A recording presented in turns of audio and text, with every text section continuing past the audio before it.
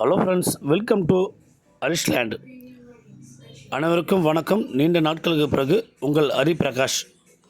இப்போ நம்ம எதை பற்றி பார்க்க போகிறோம்னா, ஒரு 10 ஏக்கர் புஞ்ச லேண்டு, ஃப்ரீ இபி சர்வீஸ் கிணறுலாம் இருக்குது. 2 கிணறு 2 சர்வீஸு, 2 கிணறுமே கண்டிப்பாக வேலை பார்க்குற மாதிரி இருக்குது. நல்ல ஒரு நீர் வளமான ஏரியா. அது விவசாயத்துக்கு ரொம்ப சிறந்த இடம்.